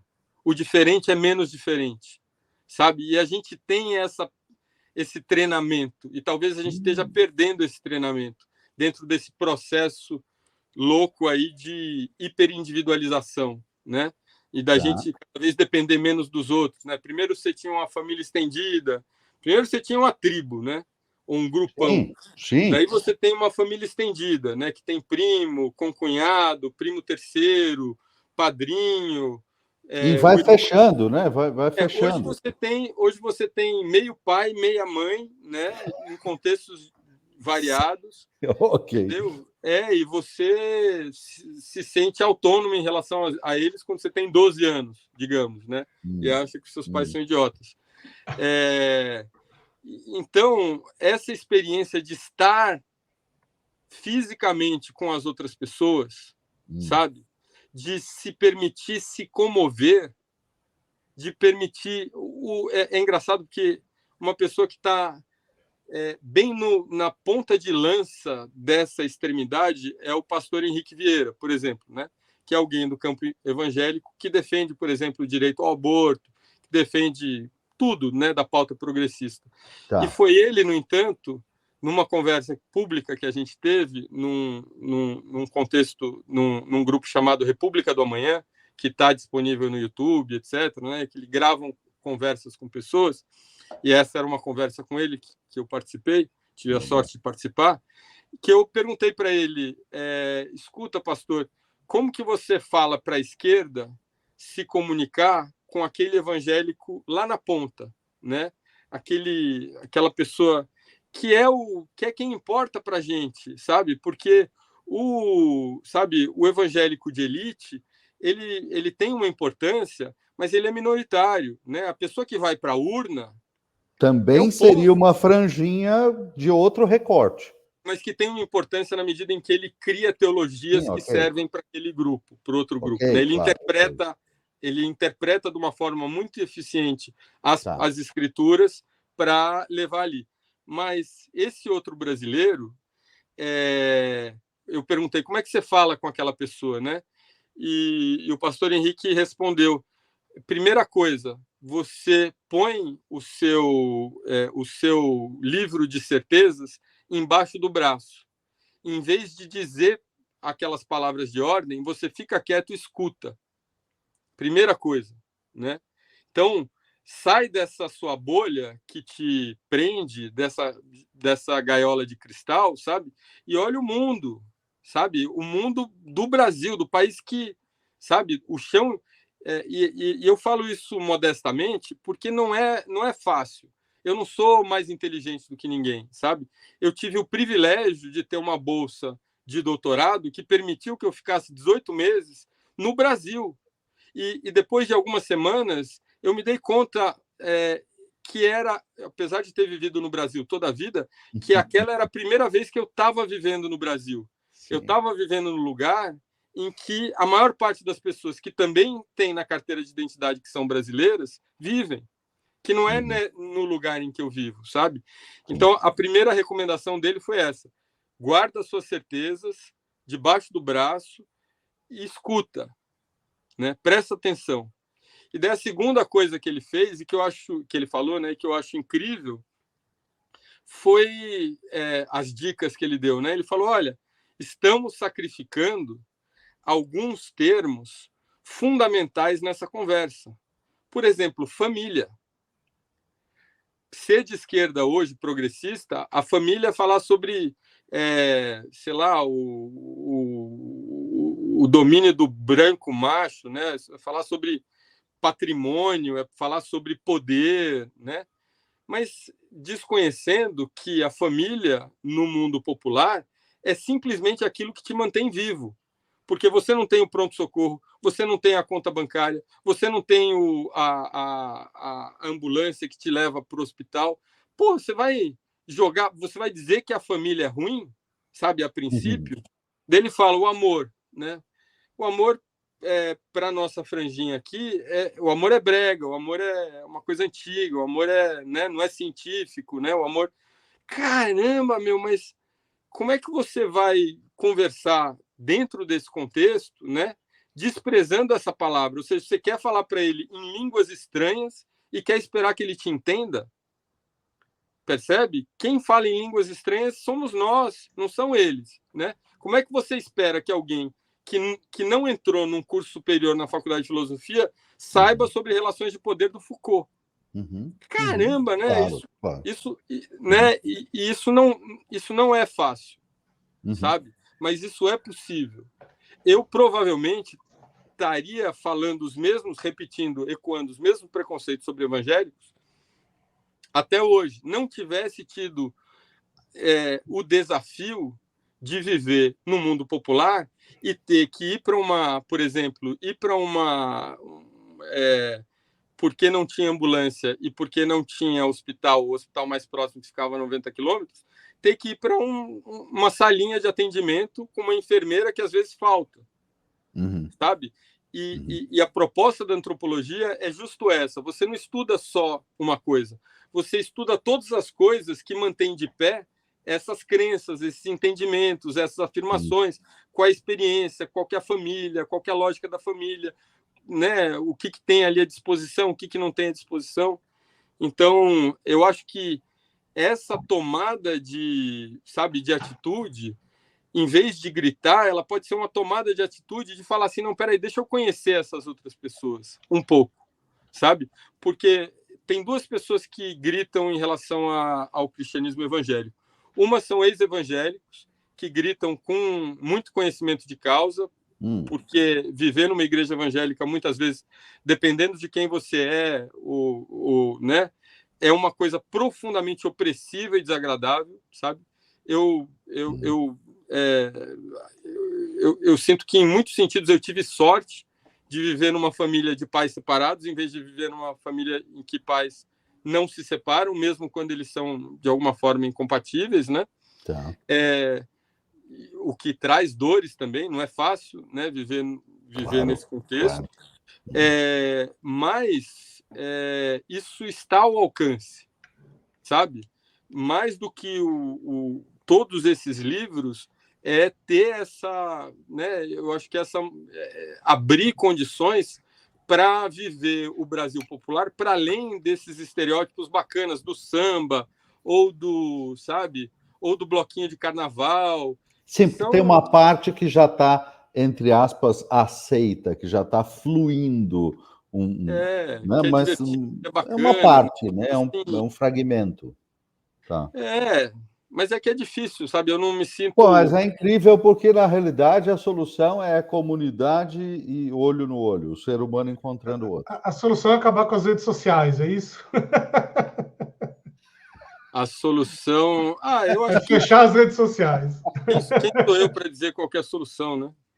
Não, mas o caminho da história que é conhecer. Mas eu acho que se você não quer morrer de raiva, sabe? Um exercício a ser feito, a gente faz exercícios, né? Tem gente que exercita a meditação. Eu, por exemplo, tenho encontrado uma prática maravilhosa no Tai Chi, que eu conheci recentemente, sabe? Tenho o privilégio de fazer parte de um grupo que tem essa mesma sensibilidade. As práticas são importantes, sabe?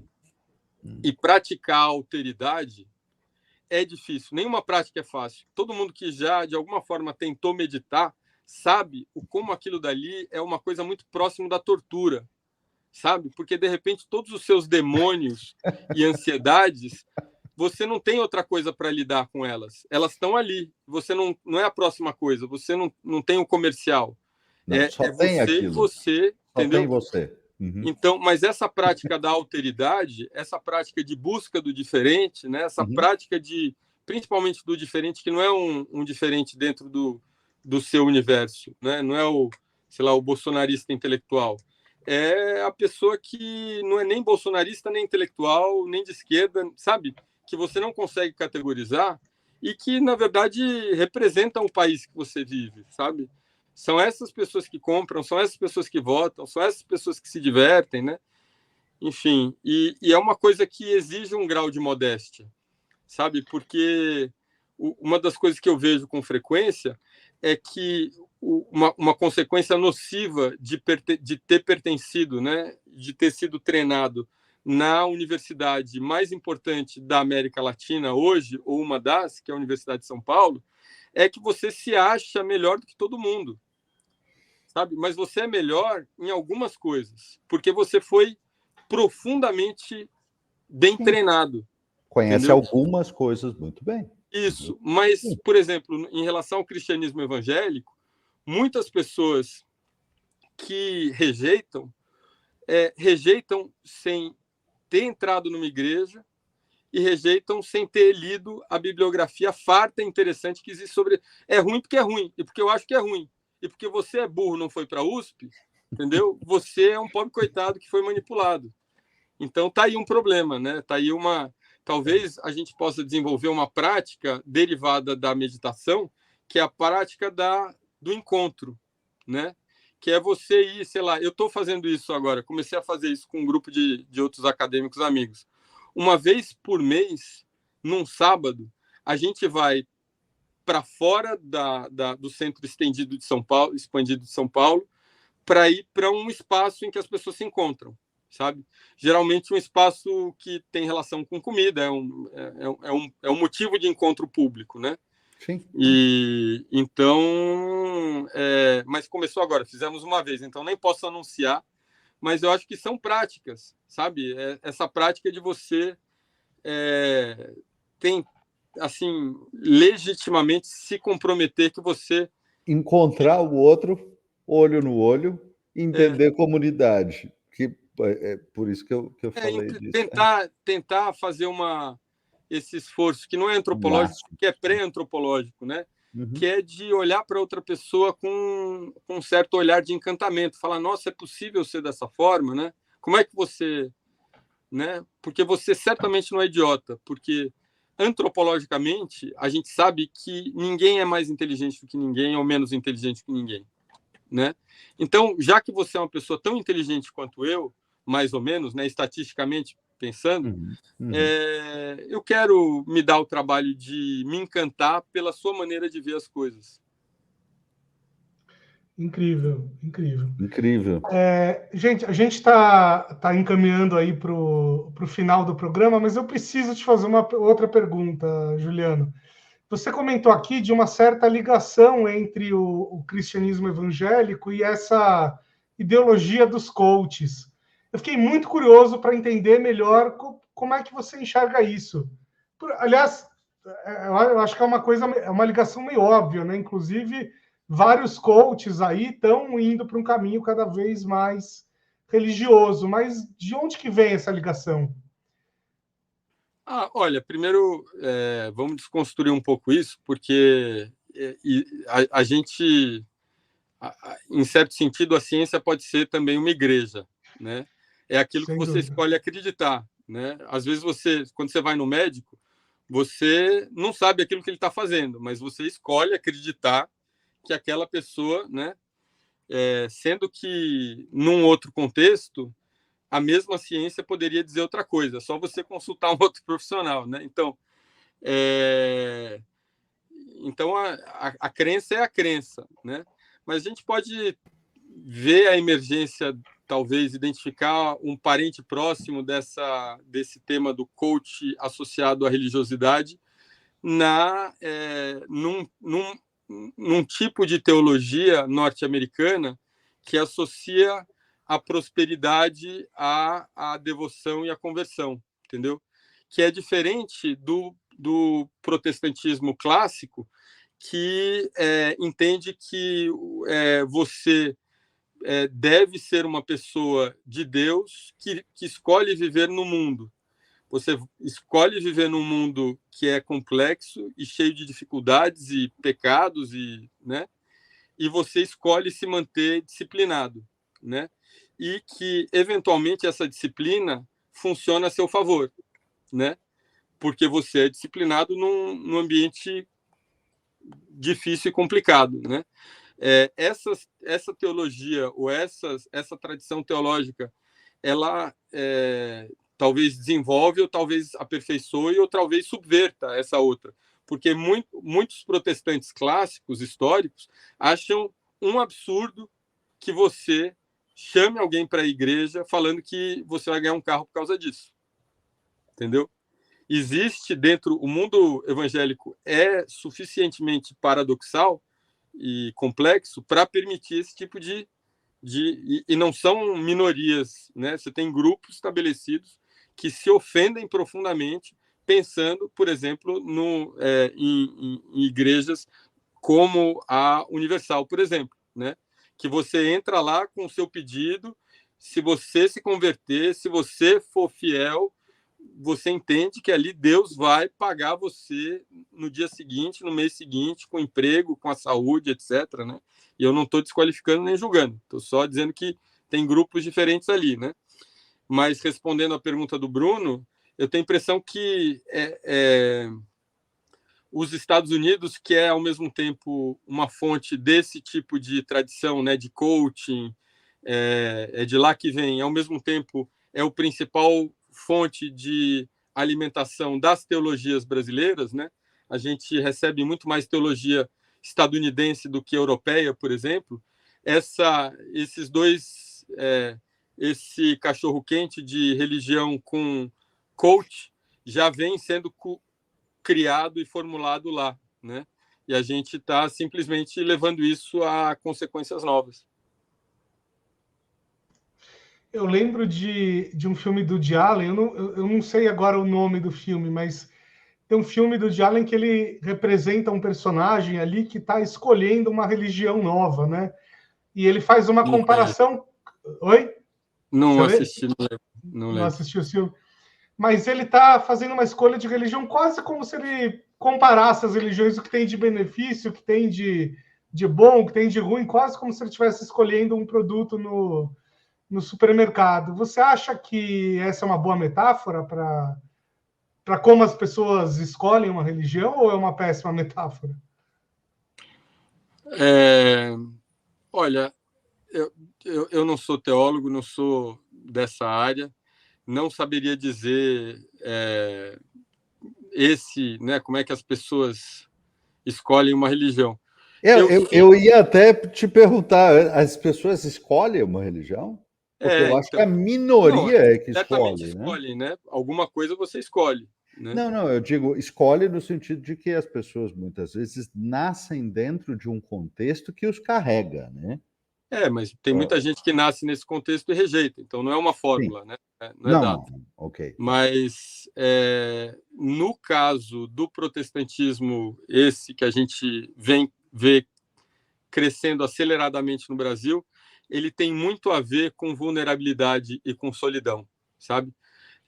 A igreja é principalmente um espaço de acolhimento em muitos aspectos, radicalmente, né? Ou seja, a igreja é a cesta básica, a igreja é a intermediação de emprego, a igreja é encontrar um especialista para fazer o favor de te falar, a igreja é o contexto das pessoas que escolhem comprar de você e não comprar de outro, né?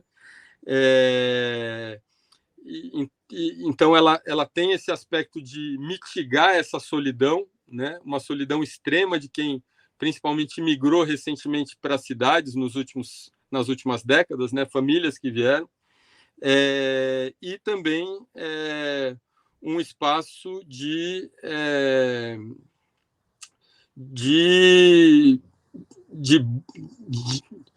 em que você reprocessa, eu acho que uma maneira de entender que é católica, que é, se você é pobrezinho, você vai para o céu, mas você tem que continuar pobrezinho, entendeu? Você não pode fazer nada. O pobre não gosta de dinheiro. O rico tem sorte de ter dinheiro, mas é azar dele porque ele não passa, o camelo não passa no buraco ali da agulha, né?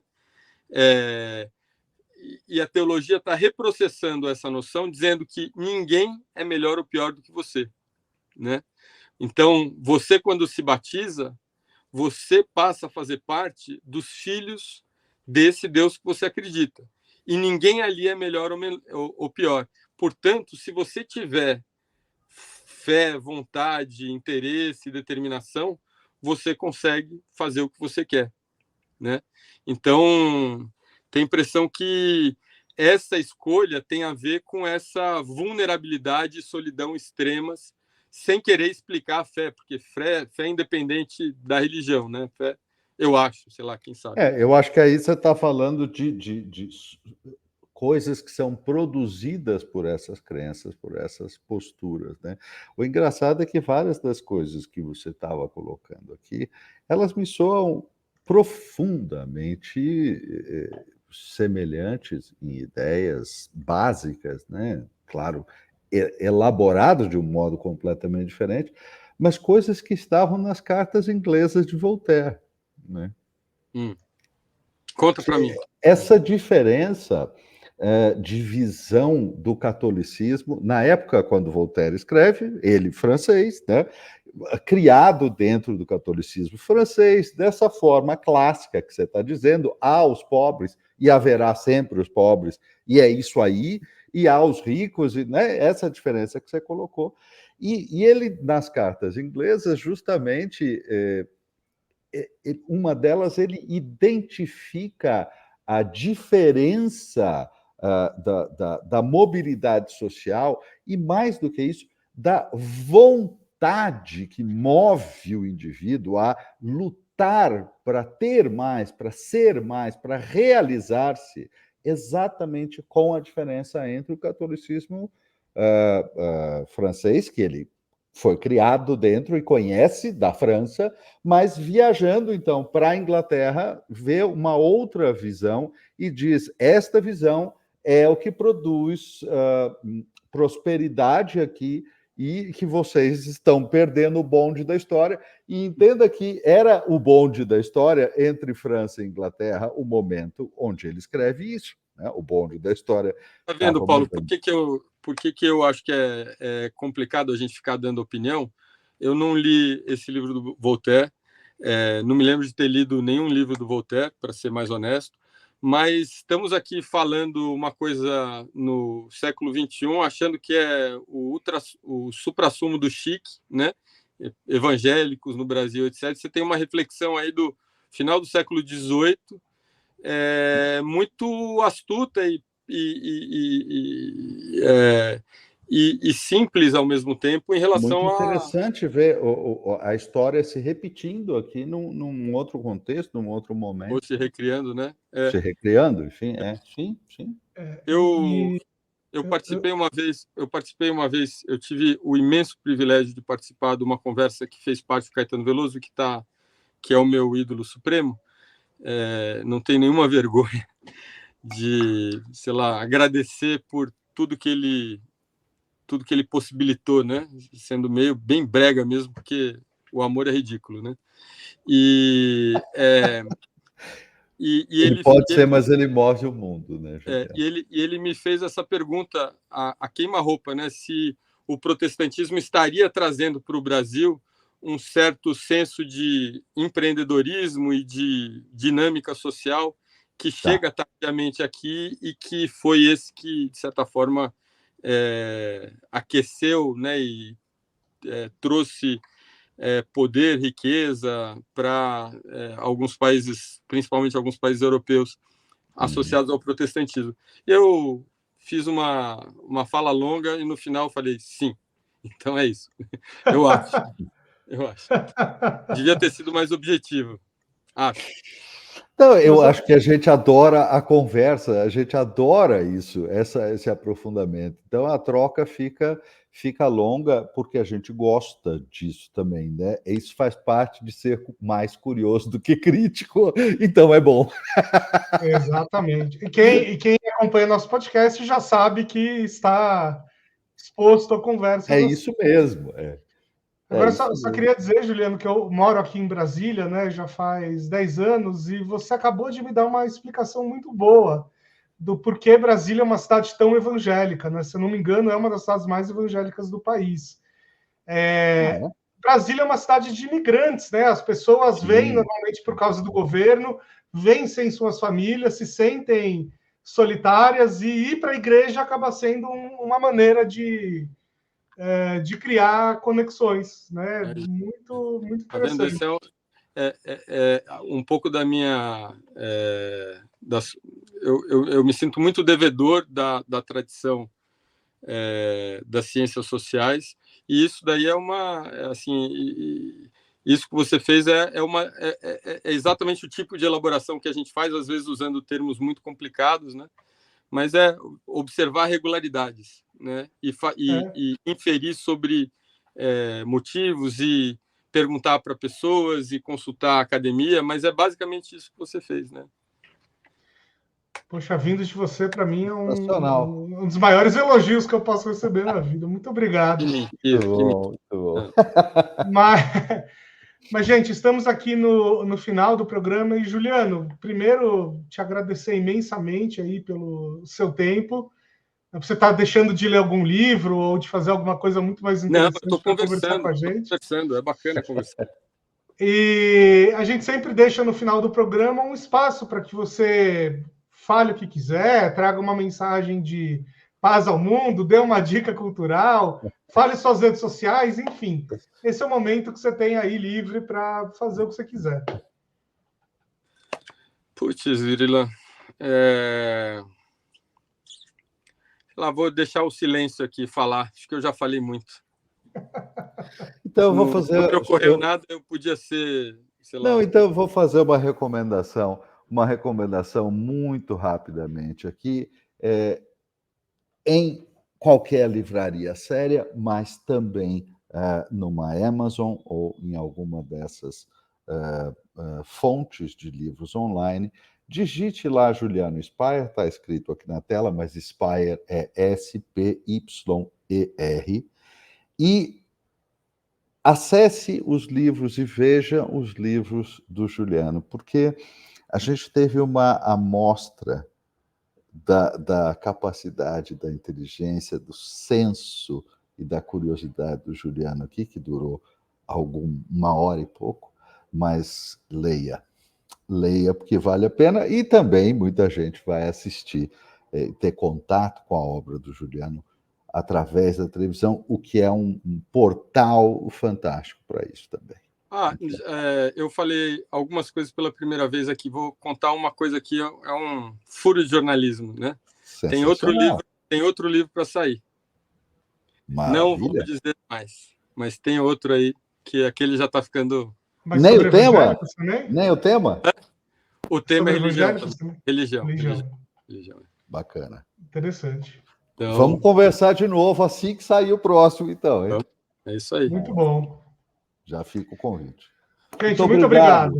Obrigado, Obrigado, Juliano. gente. Obrigado, eu. Valeu, Valeu. Bruno. Um abraço. Tchau, tchau. Valeu. Falou.